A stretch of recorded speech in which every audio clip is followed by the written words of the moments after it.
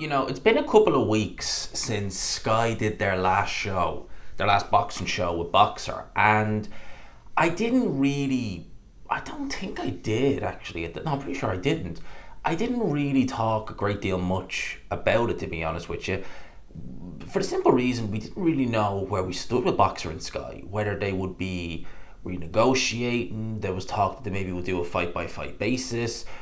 What's going on with Ben Shalom, etc., etc., etc. And we heard whispers of things, BBC iPlayer, which to me, boxing. I mean, I can't really hate on the idea of boxing on BBC if it was on terrestrial TV, because obviously BBC have done boxing in the past, as have ITV, Channel 5 still do it.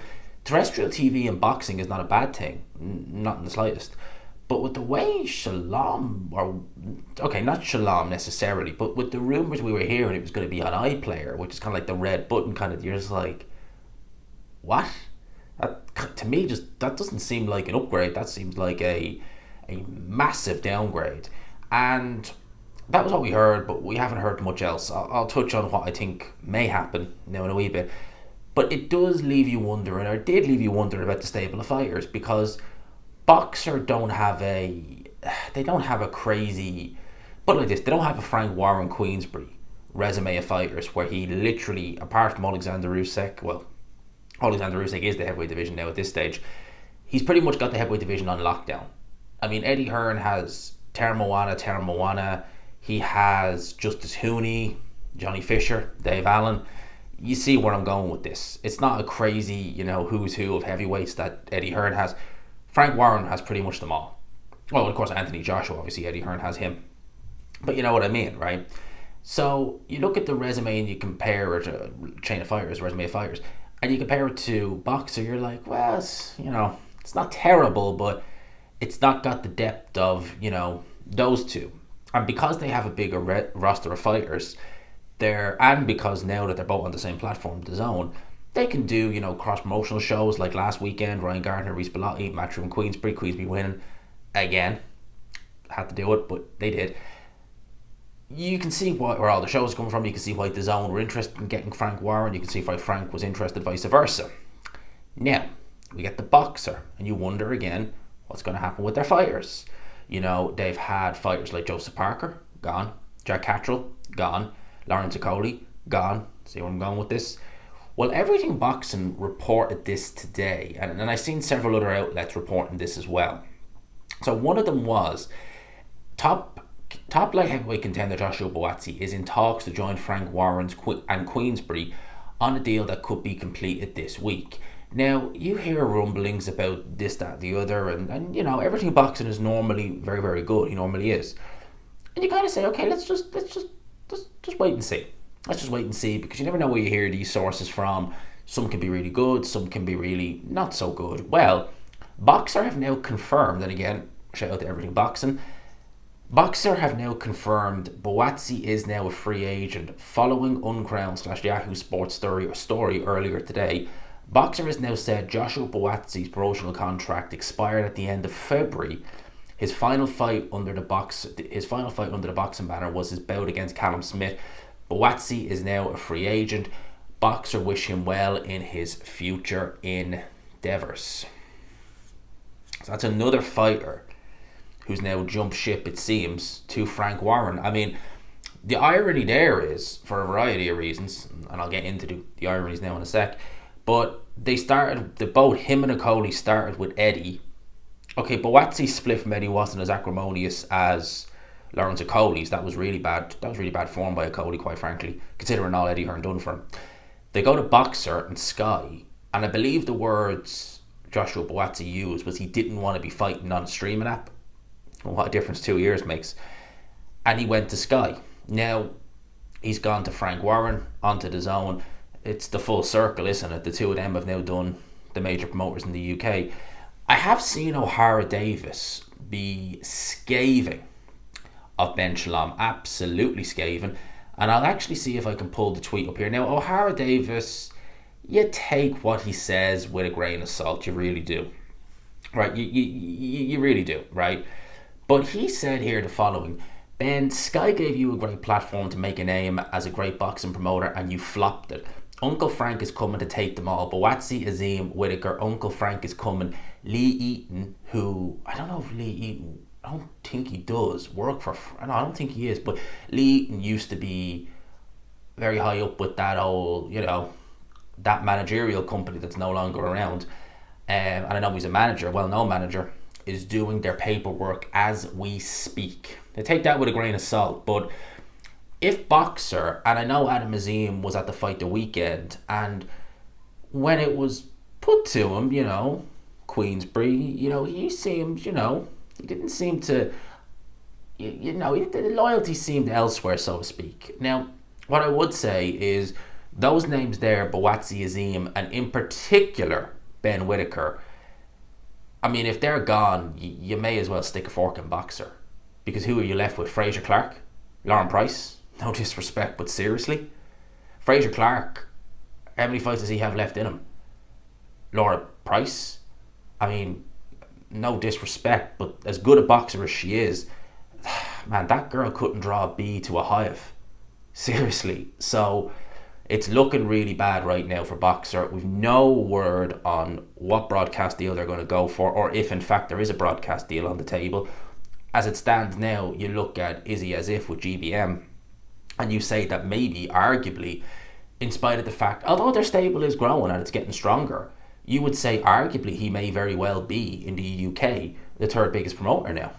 And I would make the case that he probably has overtaken Boxer and Ben Shalom. I think Ben Shalom and Boxer, since the get-go, since the inception of this, has been, well, I mean, as O'Hara Davis said it there, you were given a great platform to make a name as a great promoter and you flopped it. This is not like Eddie Hearn when he took over from Sky and signed that exclusive deal. I think the first pay-per-view Eddie Hearn was ever involved with was David Haye versus Audley Harrison. And that wasn't good, right? It wasn't good. British public were really upset about that. And Eddie Hearn had to pretty much build it from the ground up. The Matchroom, although Matchroom obviously well-established brand prior to that, but in terms of the boxing, British boxing in general was not what it is today. So Eddie Hearn had to build it up. He had to build the likes of Carl Froch, who did very good in the Super 6, although he didn't win it. Did very well, made a name for himself. Kell Brook was up and coming, Tommy Coyle, and then he was able to get the likes of Anthony Joshua, Luke Campbell from London 2012 and build that stable up gradually, right? But at the early days, it wasn't, roll out the red carpet. It was prize fighter. It was, you look at some of those old shows that Eddie Hearn did, even as far back as recent, I say it's not that recent, but recent enough, 2016, when he was doing good stuff. Some of those shows, you look at them now and you're like, sheesh, that's not what I associate Eddie Hearn when he was on Sky Sports. Well, that was how it was. As he got bigger, they kind of became few and far between. But still, he was doing big shows and small shows. It's just the way it was. With Ben Shalom, it was like the red carpet was just rolled out for him. And I don't know. I don't even know what he did on it. I can speculate what he did on it. But that's just how it seems. This is a guy who, he had Adam Smith as the head of boxing. Adam Smith, who knows this game like that. And I think that him stepping away, obviously we know why he stepped away. He was obviously, ill with, I'm not going to use the word, but what he was ill with. I wouldn't wish it on anyone. And then he stepped away from Sky. And you could really see, so Ben Shalom in the early days, you gave him growing pains, new promoter, all that, give him the benefit of the doubt, fair enough. I'm not going to critique him too much for that. But it doesn't improve. And you have these fighters who are joining, like your Joseph Parkers, like your Jack Cattralls. Jack Cattrall never made his pro debut. Or never his pro debut, but he never fought officially with Ben Shalom. I think when he fought that one time with Ben Shalom, which was the Josh Taylor fight, the first fight, he's pretty sure he wasn't an actual boxer fighter at that time. He subsequently became one, but he never made his debut, and he signed pretty quickly with Eddie Hearn then after. Joseph Parker, one and done. I think there was others as well. Michael Hunter signed him, nothing ever happened. Huey Fury, nothing ever happened. You see what I mean here? He still has Chris Eubank Jr. as a, what was the word used? A partnership. So that's one that you can kind of, well, again, it's a partnership deal, so it's, make it that what you will. But it's really fallen by the wayside, this stable. again, I have to kind of, I don't know if O'Hara Davis is true with what he says here about the likes of, well, Buatsi we know pretty much, yeah, Adam Azim and Ben Whittaker, if they're going to go to Frank. But he's right in what he says, that you had a great chance and you gone and flopped it. And from the get-go, I don't want this to be a video where I'm coming on, or it appears I'm coming down too harsh on Ben Shalom, but I have to say it like it is, and I think he deserves the criticism. You know, from very early on, it seemed to me as though he was... Eddie Hearn, when he came into the game, he was in his, early 30s? Ben Shalom was in his late 20s. And Eddie Hearn just seemed to get it. He just seemed to get it. Yeah, he'd have words about Frank Warren, and they were fun back in the day as you'd watch the IFL interviews.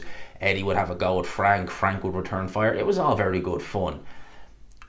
But Eddie, well, he still is, well, maybe not as much these days, but accessible. With Ben Shalom, you look at like some of the stuff that, the Billy Joe, don't ask me this question, this, that, and the other, and you're kind of like, really? You're coming in and you got that attitude, really? And there's always been something just very meh about Shalom. I really can't put my finger on it. But yeah, Joshua Buatsi, free agent. And we can critique Joshua Buatsi a little bit. With Eddie Hearn, he could have had the Dimitri Bivol fight. I think that one of the reasons why he didn't want to stay on is because if he took the Bivol fight, he would have been locked in for a couple more fights. But at the end of the day, you would have got that world title fight, and you would have been younger. And it's not your fault that you're in a division where the two champions, although it's, well, I mean, it doesn't get much easier. Benavidez is champion now, where the champions are all absolute sharks and they are chomping at the bit. So it doesn't make things easier, but, it doesn't hurt to put yourself in at the deep end. It truthfully doesn't. So Buatsi going, it seems, to Frank Warren. It does mean likely win, lose or draw, that we may very well yet get the Anthony Yarde fight. I'd still probably take Joshua Buatsi over Anthony Yarde at this stage. I don't know how much Buatsi's going to have left after the Callum Smith fight, because that was a punishing fight. But I suspect he has enough left to deal with Anthony Yarde. I suspect, because Yarde really hasn't looked good the last couple of fights now. Yarde hasn't looked good in, well, when is the last time he looked good in victory was against Lyndon Arthur nearly 4 years ago. In victory now. He's looked good in defeat, like against Artur Beterbiev, but that was the last real time Anthony Yarde looked good 4 years ago against Lyndon Arthur. Certainly didn't look good against him in April, in the trilogy fight. Didn't look good in that fight, got the job done, but didn't look good. So yeah, that's what seems to be on the horizon for Buatsi. Let me know your thoughts in the comments section below. I think the bigger question is, what the hell is going on with Boxer? Seemed to shoe in that they would go to the zone. We're hearing BBC. Sometimes, now we're not hearing anything at all. Let me know your thoughts. I hope you enjoyed it, people. Smash the like button if you could. Hit subscribe, of course, if you haven't already.